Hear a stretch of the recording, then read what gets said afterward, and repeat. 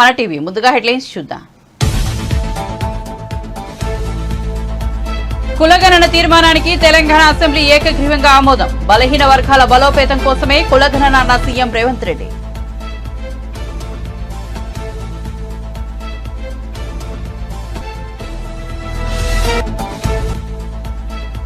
ఉత్తరాంధ్రలో టీడీపీ శంఖారావం యాత్ర.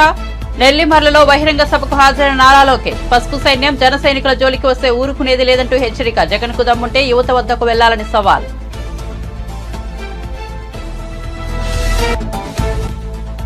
పిఎల్ శ్రీనివాస్ తో పాటు బీజేపీలో చేరిన కూతురు అలైక్య.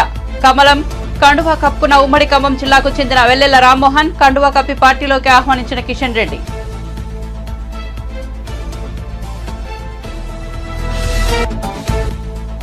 తిరుమలలో ఘనంగా రథసప్తమి వేడుకలు. ఉదయం 5:30 వాహన సేవ. 7 టన్నుల పూలతో ఆలయంలో అలంకరణ.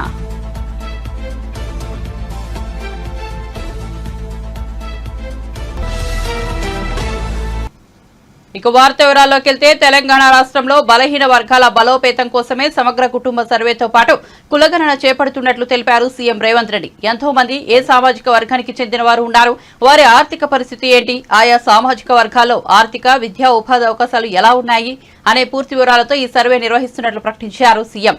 దీని ద్వారా బలహీన వర్గాలకు మరింత ప్రయోజనకరంగా సంక్షేమ పథకాలు అమలు చేయొచ్చని స్పష్టం చేశారు. కేసీఆర్ ప్రభుత్వ హయాంలో చేసిన సమగ్ర కుటుంబ సర్వే వివరాలు 10 ఏళ్లు దాటినా బయటపడలేదని, 10 ఏళ్లుగా దాచుకున్నారంటూ ఎద్దేవా చేశారు. బలహీన వర్గాల సర్వే చేస్తుంటే 6% ఉన్న వారికి ఎందుకు కడుపు మండుతుందో అర్థం కావటం లేదంటూ కేసీఆర్ సామాజిక వర్గాన్ని ఎత్తి చూపుతూ చురకలంటించారు. కులగణనపై తీర్మానం చేస్తుంటే కేసీఆర్ సభకు కూడా రాలేదంటూ చురకలంటించారు. ఒక మంచి కార్యక్రమాన్ని చేపట్టాలని ప్రభుత్వం ఈరోజు పొన్నం ప్రభాకర్ గారు తీర్మానాన్ని ప్రవేశపెట్టిండ్రు. దాంట్లో చర్చలో భాగంగా ప్రతిపక్షాలందరూ కూడా సలహాలు, సూచనలు తీసుకోదలుచుకున్నారు. అయితే ఈ సందర్భంగా సలహాలు, సూచనలు ఇచ్చేదానికంటే కూడా అనుమానాలను లేవనెత్తడం ద్వారా ఈ అంశాన్ని పక్కదోవ పట్టించి ప్రజలకు కొన్ని అనుమానాలను రేకెత్తించే విధంగా చర్చ ఆ దిశగా జరుగుతుంది అధ్యక్ష. ఈ సందర్భంగా నేను తమ ద్వారా ప్రతిపక్ష పార్టీలకు, సభలో ప్రాతినిధ్యం లేని మిగతా వర్గాలకు, సామాజిక వర్గాలకు కూడా తమరి ద్వారా నేను ఏం చెప్పదలుచుకున్నా అంటే, బడుగు బలైన అల్పసంఖ్యాక వర్గాల అభ్యున్నతికి నిరంతరం పాటుపడ్డ చరిత్ర కాంగ్రెస్ పార్టీది. అందులో భాగంగానే కాంగ్రెస్ నేతృత్వంలో ఉన్న యూపీఏ 1 సందర్భంగా మైనారిటీల యొక్క అభ్యున్నతి కోసం, వాళ్ళ ఆర్థిక స్థితిగతులను అంచనా వేసి వాళ్ళ మేలు కోసం, వాళ్ళ అభివృద్ధి కోసం చర్యలు చేపట్టాలని ఆనాడు జస్టిస్ రాజేందర్ సచార్ నేతృత్వంలో దేశంలోని ముస్లిం మైనారిటీ స్థితిగతుల అధ్యయనానికి ఉన్నత స్థాయి కమిటీ వేయడం జరిగింది అధ్యక్ష. ఆ రోజు ఆ కమిటీ చేసిన సమగ్ర అధ్యయనం, చేసిన సిఫార్సులను ఆధారంగా ముస్లిం మైనారిటీ అభ్యున్నతికి కన్వీని ఎరగని రీతిలో ఆ రోజు ప్రభుత్వం చర్యలు చేపట్టింది. అది చరిత్రలో కాంగ్రెస్ పార్టీ తీసుకున్న నిర్ణయాలు కూడా మన కళ్ళ ముందు ఉన్నాయి.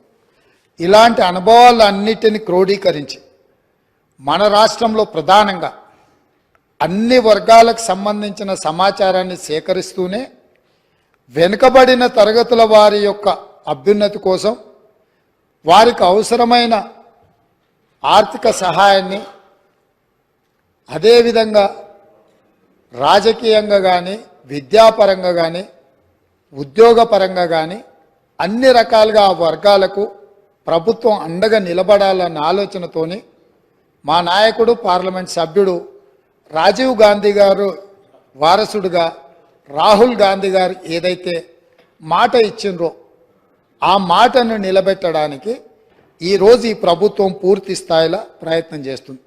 అందుకే ఈరోజు ఏ విధంగా అయితే సచార్ కమిటీ ద్వారా మైనారిటీ వర్గాలకు మేలు జరగడానికి నిర్ణయాలు తీసుకున్నామో, ఈరోజు కూడా ఈ సభలో శాస్త్రీయ పరంగా ఒక అంచనా, సమగ్ర ప్రణాళికలు, విధానాలను రూపొందిస్తాం. ఇందులో మరి ఎందుకు మా సభ్యులకు, లేకపోతే సీనియర్ శాసనసభ్యులు, మంత్రిగా వారికి సుదీర్ఘమైన అనుభవం ఉంది, కడియం శ్రీహరి గారు, వారి అనుభవాన్ని ఉపయోగించి ప్రభుత్వానికి ఏమైనా సూచన చేసినా ఆ సూచనలు తీసుకొని భవిష్యత్ కార్యాచరణ నిర్ధారించుకోవడానికి ప్రభుత్వానికి ఎలాంటి భేషజాలు లేవు అధ్యక్ష. చాలా విస్పష్టంగా ఈ రాష్ట్రంలో ఉన్న జనాభా మొత్తం మీరు సమగ్ర కుటుంబ సర్వే చేసినామని గొప్పగా చెప్తున్నారు. ఇంతవరకు ఎప్పుడైనా ఆనాటి ప్రభుత్వం సమగ్ర కుటుంబ సర్వే చేసి ఈ సభలో వాటి వివరాలను ఎప్పుడైనా చెప్పినరా అధ్యక్ష? సమాజంలో ఉన్న ప్రజాప్రతినిధులకు కానీ ప్రజలకు కానీ ఆ సమగ్ర కుటుంబ సర్వే ఎప్పుడైనా అందుబాటులో పెట్టినరా అధ్యక్ష? దాదాపుగా 10 సంవత్సరాలు అవుతుంది. అదొక రహస్య నివేదికగా మీరు మాత్రమే సమగ్ర కుటుంబ సర్వే చేసి ఒకే ఒక్క కుటుంబము ఆ వివరాలన్నీ దాచిపెట్టుకొని వాళ్ళకు అవసరమైనప్పుడు వాళ్ళు చూసుకొని ఎన్నికలప్పుడు దాన్ని ఉపయోగించుకొని మిగతా సమయంలో ఎవరికి అందుబాటులో లేకుండా చేసింది. మాకు అట్లాంటి ఉద్దేశం లేదు అధ్యక్ష. మేము ఈరోజు ప్రవేశపెట్టిన తీర్మానంలో స్పష్టంగా వెనుకబడిన తరగతుల, షెడ్యూల్డ్ కులాల, షెడ్యూల్డ్ తెగల మరియు మిగతా బలహీన వర్గాలకు చెందిన ప్రజల అభ్యున్నతిని నిమిత్తం వివిధ సామాజిక, ఆర్థిక, విద్యాపరమైన, ఉపాధి, రాజకీయ అవకాశాల ప్రణాళికలను రూపొందించి అమలుపరిచేలా తెలంగాణ మంత్రివర్గం 4/2/2024 తేదీన చేసిన సిఫార్సు మేరకు తెలంగాణ రాష్ట్రమంతటా సామాజిక, ఆర్థిక, విద్యాపరమైన, ఉపాధి, రాజకీయ కుల సర్వే, కుల గణన. టాలీవుడ్ హీరో అల్లు అర్జున్ మామ బీఆర్ఎస్ నేత కంచాల చంద్రశేఖర్ రెడ్డి శుక్రవారం కాంగ్రెస్ పార్టీలో చేరారు. కాంగ్రెస్ పార్టీ తెలంగాణ ఇన్ఛార్జ్ దీపాదాస్ మున్షి సమక్షంలో ఆయన హస్తం కండువా కప్పుకున్నారు. ఆయనతో పాటు పలువురు బీఆర్ఎస్ నాయకులు కాంగ్రెస్ పార్టీలో చేరారు. వారికి దీపాదాస్ మున్షి కండువా కప్పి పార్టీలోకి ఆహ్వానించారు. వికారాబాద్ జెడ్పీ చైర్పర్సన్ పట్నం సునీత మహేందర్ రెడ్డి తన భర్త మహేందర్ రెడ్డితో కలిసి కాంగ్రెస్ పార్టీలో చేరారు. జీహెచ్ఎంసీ మాజీ మేయర్ బంతు రామ్మోహన్ కూడా హస్తం గుడికి చేరుకున్నారు. కాంగ్రెస్ పార్టీ అధికారంలోకి వచ్చాక పలువురు నాయకులు ఆ పార్టీలో చేరుతున్నారు. పటాన్చెరు నియోజకవర్గం నాయకుడు నీలం మధుముదిరాజ్ బీఎస్పీకి రాజీనామా చేసి కాంగ్రెస్ లో చేరారు.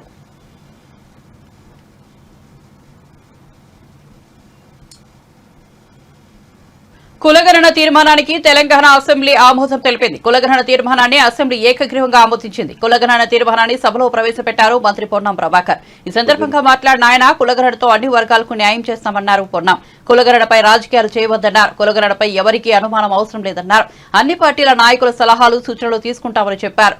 నాటి సమగ్ర సర్వే వివరాలు ఎందుకు బయటపెట్టలేదని ప్రశ్నించారు పొన్నం. 10 ఏళ్ల బీసీల లెక్కలు తీస్తే బీఆర్ఎస్ బండారం బయట పెడతామన్నారు. సమగ్ర సర్వే వివరాలు బయటపెడితే తమకు ఖర్చు తగ్గుతుందని చెప్పారు. గత ప్రభుత్వం ఎంబీసీలకు 1000 కోట్లు ప్రకటించి 1000 రూపాయలు ఖర్చు పెట్టలేదని విమర్శించారు. గౌరవ మా శాసనసభ్యులు, బలహీన వర్గాలకు సంబంధించిన శాసనసభ్యులు సంఖ్య ఎక్కువ ఉండాలి, న్యాయం జరగాలి, పిల్లల ఆర్థిక, విద్య, రాజకీయ అన్ని రకాలు పెరగాలనే ఆలోచన మిగతా అన్ని రాజకీయ పార్టీలు చెప్పినట్టుగానే మేము కూడా ఒక చిత్తశుద్ధితోటి ఈరోజు ఈ కార్యక్రమం తీసుకున్నాం. తప్పకుండా అందరూ కూడా దీనికి మద్దతు ఇచ్చినారు. వారందరికీ కూడా ప్రత్యేకించి ధన్యవాదాలు.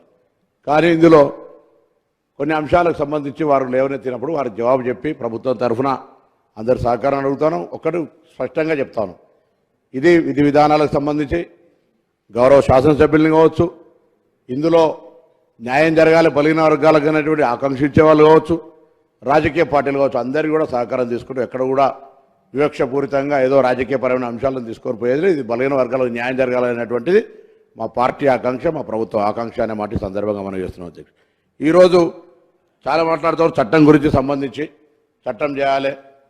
నాకు ఆశ్చర్యం అనిపించింది అధ్యక్ష, రాజకీయంగా తర్వాత మాట్లాడతాను. ముందు మీరు ఎవరైనా తెలుసుకోమని చెప్తాను. నేను గౌరవ 2023 ఎన్నికలు బీసీ బంధు పేరు తప్ప ఎన్నడూ ఆ ఆర్గనైజేషన్ పనిచేయాలి, ₹1 కేటాయించలేదు అధ్యక్ష. ఇది రికార్డు. అదేవిధంగా 2014 నుంచి 2023 దాకా వీళ్ళు ఇప్పుడు చెప్తా ఉన్నారు సంవత్సరానికి 20 కోట్లు ఇస్తాన్నారు, ₹1,00,000 కోట్లు కావాలని. మొత్తం 9.5 సంవత్సరాల లెక్కలు దీవని అడుగుతా ఉన్నారు అధ్యక్ష. మీరు బడ్జెట్లో ఎన్ని 100 కోట్లు ప్రకటించుకున్నారో మొత్తం 23,000 కోట్ల రూపాయలు ఖర్చు తప్ప ఈ రోజు వరకు 9.5 సంవత్సరాల ఈ ప్రభుత్వం బీసీలకు ఇచ్చినటువంటి ఖర్చు 23,000 కోట్ల మాత్రం. అధ్యక్ష, మీరు రికార్డ్స్ ఉంటే అన్ని రికార్డులను వెరిఫై చేసుకోమని చెప్పి సభదారు కోరుతాను. అదేవిధంగా ఈరోజు ఎంబీసీలకు సంబంధించి ముచ్చట వచ్చింది అధ్యక్ష. ఎంబీసీలకు సంబంధించి 1000 కోట్ల ఆర్భాటంగా ప్రకటిస్తే నిజంగా కూడా నేను ఒక బలహీన వర్గాల బిడ్డగా చాలా సంతోషపడ్డా. మా ఎంబీసీలకు సంబంధించి 1000 కోట్లు వచ్చినాయని అధ్యక్ష. 1000 రూపాయలు కూడా ఖర్చు కానటువంటి పరిస్థితి. ఆ కార్పొరేషన్ చైర్మన్ వేస్తే ఆ కార్పొరేషన్ చైర్మన్ ఒకసారి ఇంటర్వ్యూ తీసుకొని ఆయన బాధ చెప్తారు. ఈ పరిస్థితుల్లో ఉన్నటువంటి సందర్భంగా మనం వాస్తవికంగా మాట్లాడాలి, వాస్తవికంగా న్యాయం చేయాలని చెప్పిన అందరూ కూడా అఖిల పక్షాన్ని పిలుస్తాం, బలహీన వర్గాల శాసనసభ్యులు పిలుస్తాం. టీడీపీ జాతీయ ప్రధాన కార్యదర్శి నారా లోకేష్ శంఖారావం యాత్ర ఉత్తరాంధ్రలో కొనసాగుతోంది. నెల్లిమర్ల నియోజకవర్గంలో నిర్వహించిన బహిరంగ సభలో నారా లోకేష్ వైసీపీ నాయకత్వంపై నిప్పులు చెరిగారు. పసుపు సైన్యం జన సైనికుల జోలికి వస్తే సహించేది లేదని స్పష్టం చేశారు. భూమ్ భూమ్ బ్యాచ్ చొక్కాలు మడత పెడితే వెంకుర్చీలు మడత పెట్టడమే అంటూ హెచ్చరించారు. రాష్ట్రంలో మద్య నిషేధం తర్వాతే ఓటు అడుగుతానన్న జగన్ ఇప్పుడేం అడుగుతారంటూ నిలదీశారు. ఏపీలో ఉన్న వైసీపీ బ్యాచ్ అంతా బ్లేడ్ బ్యాచ్ అని విమర్శించారు. రాష్ట్రంలో ఉన్న రాజధాని నాశనం చేసి మరో 2 ఏళ్లు హైదరాబాద్ లో కులుకుతామంటున్నారు. మీకు అసలు సిగ్గుందా అని మండిపడ్డారు. జగన్ కు దమ్ముంటే ఈసారి యువత వద్దకు వెళ్లాలని లోకేష్ సవాల్ విసిరారు. తెలుగుదేశం జనసేన ప్రభుత్వం రాబోతుంది. వడ్డీతో సహా ఈ డబ్బులు కక్కించి పేద ప్రజలకు అందించే బాధ్యత నేను తీసుకుంటాను. అస్సలు ఎంత దారుణమైన ఇల్లు కడుతున్నారంటే ఇప్పుడు చేతితో తోస్తేనే మొత్తం కూలిపోయే పరిస్థితి మనం చూస్తున్నాం. అందుకే నిరుపేద కుటుంబాలకు నేను చెప్తున్నా, 2 నెలలు ఓపిక పట్టండి. మెరుగైన టెక్నాలజీ తీసుకొచ్చి మీకు పక్కా ఇల్లు కట్టించే బాధ్యత తెలుగుదేశం జనసేన ప్రభుత్వం తీసుకుంటుంది. జగన్ కి మధ్యన భయం పట్టుకుంది. ఆయన రాత్రి పడుకుంటే కళ్ళలో కూడా చంద్రబాబు గారు వస్తున్నారంట. అందుకే అర్ధరాత్రి లేసి ఏం తప్పు చేయని చంద్రబాబు నాయుడు అక్క చెల్లెలు పెద్దమ్మ చిన్నమ్మల ఇప్పటికో ప్రెసిడెంట్ మెడల్ ఆ సభలో మాట్లాడుతూ వైకాపా నాయకులు చొక్కా చేతులు మడత పెట్టుకుని పోరాటానికి సిద్ధం ఉండాలని పిలుపిచ్చారు. ఆ భూమ్ భూమ్ బ్యాచ్ కి చెప్తున్నా, వదిలే స్వామి అక్కడ పెట్టేసెళ్ళు. కుర్చీకి ఒక స్టోరీ ఉంది, అందుకే కుర్చీ వచ్చింది. ఆ భూమ్ భూమ్ బ్యాచ్ కి చెప్తున్నా, చొక్కా చేతులు మడత పెట్టుకుంటే ఇక్కడ ఊరుకునేదానికి పసుపు సైన్యం గాని జన సైనికులు లేరు. మా జోలికి రావద్దు, మేం ఎవరిని వదిలిపెట్టాం. మా పసుపు సైన్యం జన సైనికులు ఒక్కసారి ఇట్లా చేస్తే మీ సీటు కూడా మర్చే బాధ్యత మేము తీసుకుంటాం. జగన్ మీ బ్యాచ్ కి boom boom president medal Andhra gold కావాలి. కానీ మాకు ఆ పసుపు జెండా చూస్తేనే నూతన ఉత్సాహం. ఈ సభాముఖంగా జగన్ కి నేను హెచ్చరిక జారీ చేస్తున్నా, మా జోలికి రావద్దు. పొరపాటున వస్తే నీ సీటు మర్చబెట్టి నీకు సీటు లేకుండా చేసే బాధ్యత మేము తీసుకుంటాం. ఎలా చేస్తామో చూపించాలా ఆయనకు ఒకసారి. ఇదిగో బా జగన్,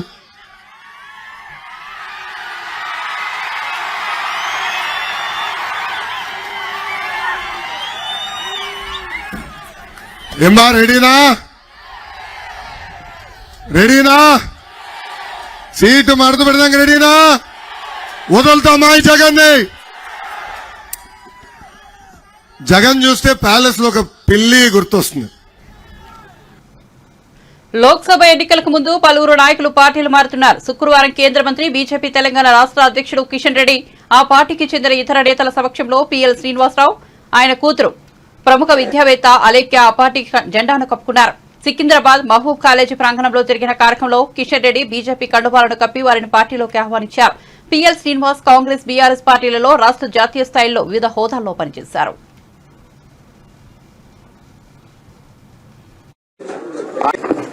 రాష్ట్ర నాయకులు ఇతర దేశాలతో తలదన్నే విధంగా మన దేశంలో ప్రపంచమంతా కూడా ఎదురు చూస్తున్నటువంటి ఏ రోడ్లు అయితేనో మన దగ్గర కూడా అదే విధమైనటువంటి రోడ్లు ఈరోజు కనిపిస్తా ఉన్నాయి. అద్భుతమైనటువంటి రోడ్లు. ఒక తెలంగాణలోనే ఒక రోజుల క్రితము కామాఖ్య టెంపుల్ ను కూడా కొత్త పుంతలతో మరొకసారి నరేంద్ర మోడీ గారి నాయకత్వం, పార్టీ జిల్లా శాఖ అధ్యక్షులు శ్యామ్ సుందర్ గారు, అదేవిధంగా వారి మిత్రులకు అందరికి కూడా నేను రాష్ట్ర భారతీయ జనతా పార్టీ తరఫున హృదయపూర్వకమైనటువంటి స్వాగతం పలుకుతా ఉన్నాను.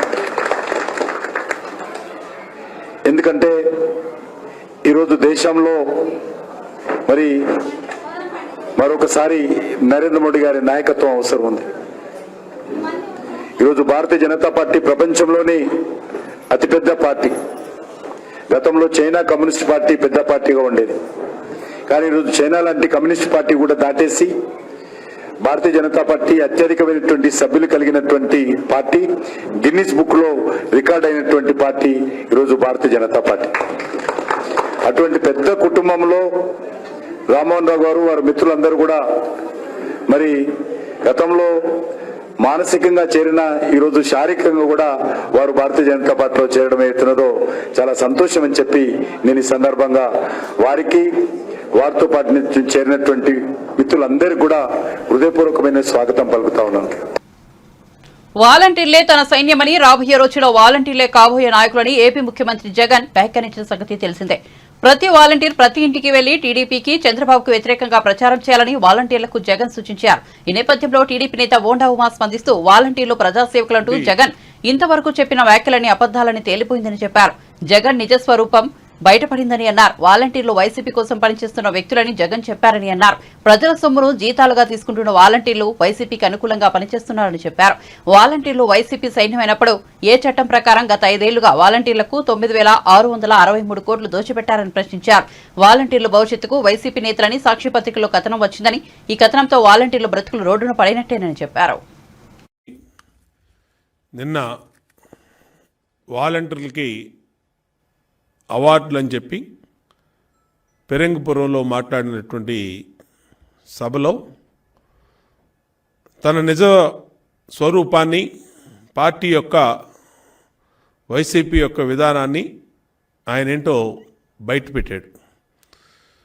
వాలంటీర్లని ప్రభుత్వం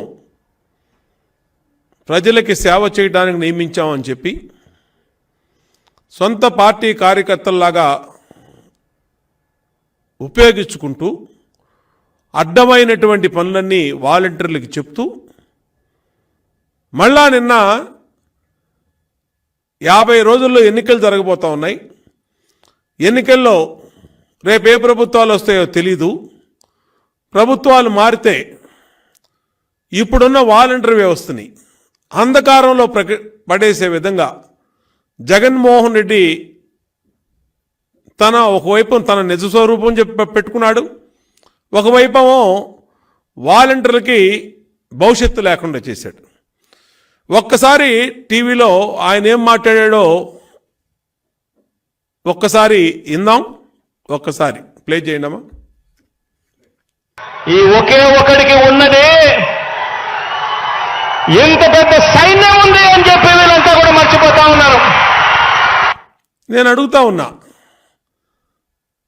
ఒక రాజకీయ పార్టీకి చెందినటువంటి వైసీపీ సైన్యాన్ని రాబోయే రోజుల్లో ఏ ప్రభుత్వం మారితే కొనసాగిస్తారా? వైసీపీ కార్యకర్తల్ని, వైసీపీ సైన్యాన్ని పెట్టుకుంటారా? ఒక్కసారి వాళ్ళ వాలంటీర్ సోదరీమణులు ఆలోచన చేయాలి. అంటే ఈ దుర్మార్గపు ఆలోచన జగన్మోహన్ రెడ్డిది ఎలా అంటే, వీళ్ళందరికీ నా సైన్యం, వీళ్ళే మా పార్టీ లీడర్లు అని చెప్పి ఇవాళ సాక్షి బ్యానరు, మా పార్టీ లీడర్లు, భవిష్యత్తు పార్టీ లీడర్లు వీళ్ళే, మా సైన్యం వీళ్ళే, మీరే నా యువ సైన్యం, వాలంటీర్లకు వందనంలో సీఎం వైఎస్ జగన్, మీరే వైసీపీ భావి లీడర్లు అని సాక్షిలో సిగ్గు ఎగ్గు లేనటువంటి పత్రిక సాక్షి పత్రిక ఈ వార్తను వేసింది బ్యానర్ ఐటమ్గా. జగన్మోహన్ రెడ్డి నిజస్వరూపం ఏంటో మొన్నటిదాకానేమో నిష్పక్షపాతంగా ప్రజలకి సేవ చేయడానికి వాలంటీర్లను మేము పెట్టుకున్నాం అని చెప్పి అన్నారు.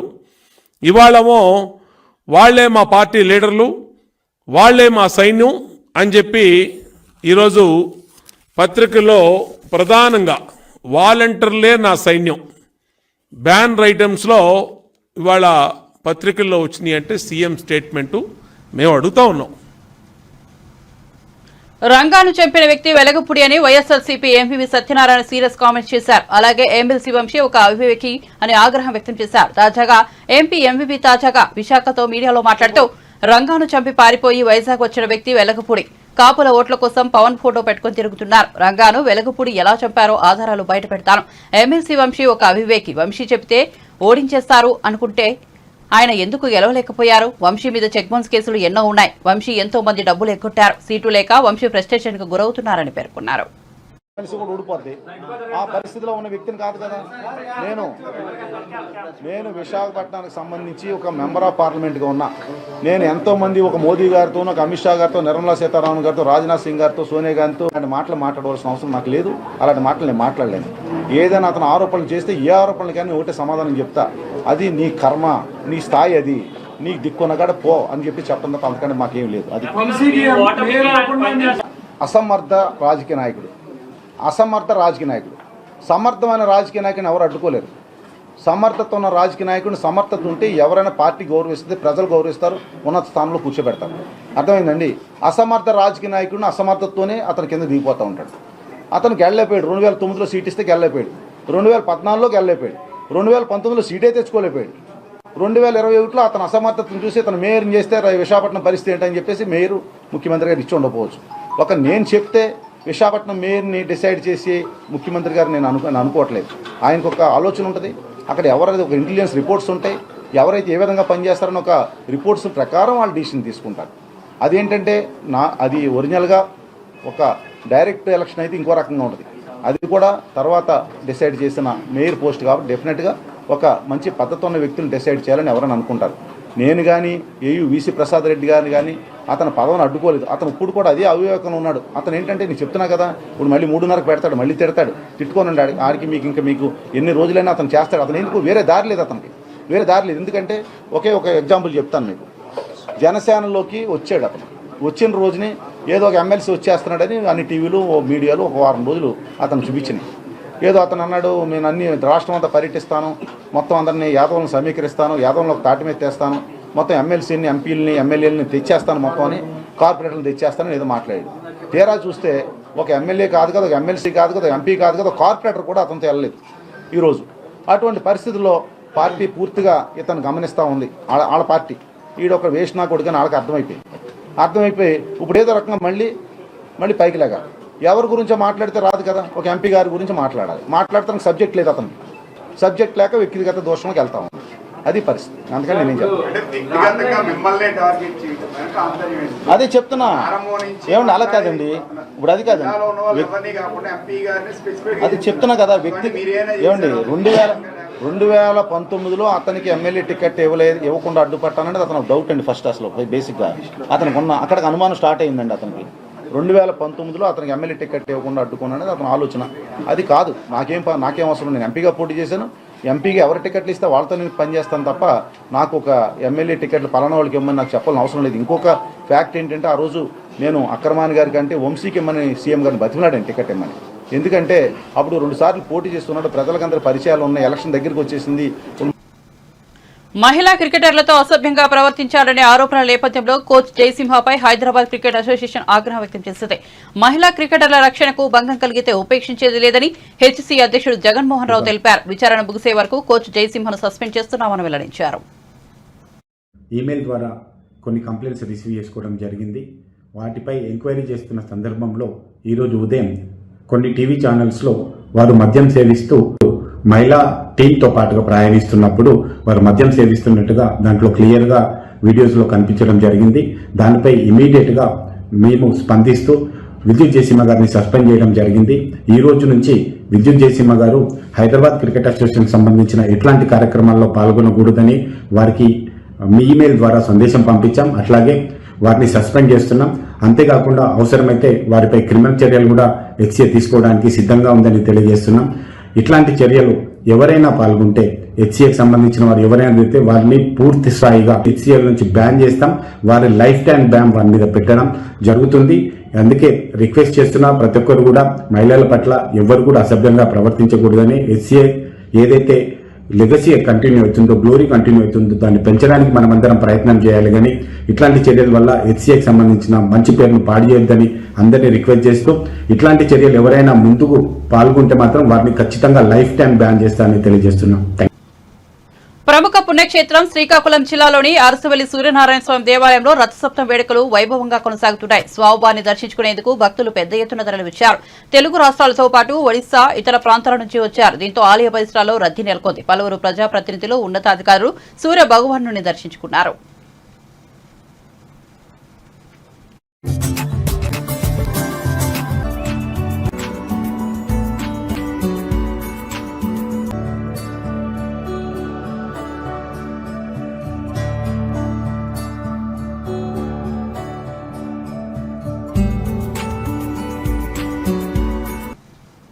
కలియుగ వైకుంఠం తిరుమలలో రథసప్తమి వేడుకలు ఘనంగా జరుగుతున్నాయి. ఈ మహోత్సవం కోసం మహాద్వారం నుంచి స్వామివారి సన్నిధి వరకు పుష్పాలంకరణ చేశారు. దాదాపు 7 టన్నుల పుష్పాలను 50,000 కట్ ఫ్లవర్స్ ఉపయోగించి సుందరంగా తీర్చిదిద్దారు. శుక్రవారం తెల్లవారుజామున శ్రీవారి వాహన సేవతో ఉత్సవాలు ప్రారంభమయ్యాయి. సూర్యప్రభ వాహనంపై అర్చకులు శ్రీవారిని ఊరేగించారు. ఉదయం 11 గంటల ప్రాంతంలో చిన్న శేష వాహనం, మధ్యాహ్నం 1 గంట తర్వాత గరుడ వాహనం, మధ్యాహ్నం 2 నుంచి 3 గంటల మధ్య హనుమంత వాహనంపై స్వామివారిని ఊరేగించారు. సాయంత్రం 4 గంటలకు శ్రీవారికి చక్రస్నానం నిర్వహించారు. అనంతరం కల్పవృక్ష, సర్వభూపాల, చంద్రప్రభ వాహన సేవలు నిర్వహించనున్నారు. రథసప్తమి వేడుకల సందర్భంగా పోలీసులు పటిష్ట భద్రత ఏర్పాటు చేశారు.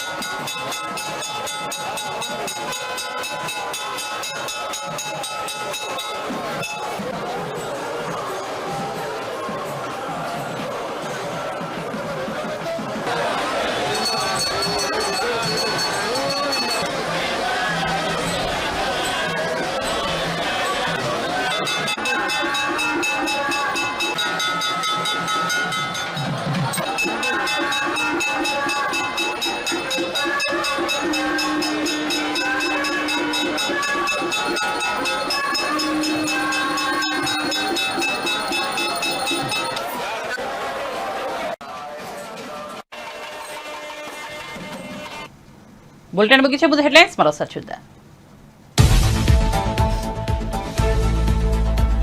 కులగణన తీర్మానానికి తెలంగాణ అసెంబ్లీ ఏకగ్రీవంగా ఆమోదం. బలహీన వర్గాల బలోపేతం కోసమే కులగణన అన్న సీఎం రేవంత్ రెడ్డి.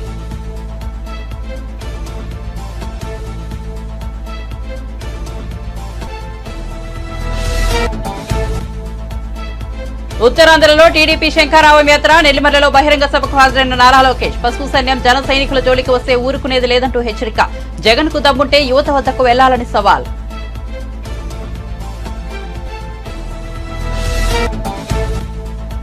పిఎల్ శ్రీనివాస్ తో పాటు బీజేపీలో చేరిన కూతురు అలైక్య. కమలం కండువా కప్పుకున్న ఉమ్మడి ఖమ్మం జిల్లాకు చెందిన వెల్లెల రామ్మోహన్. కండువా కప్పి పార్టీలోకి ఆహ్వానించిన కిషన్ రెడ్డి.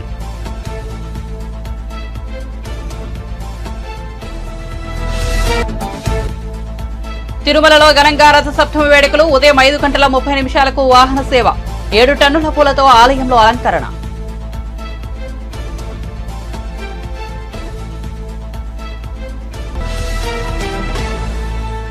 మరిన్ని అప్డేట్స్ కోసం చూస్తూనే ఉండండి మన టీవీ.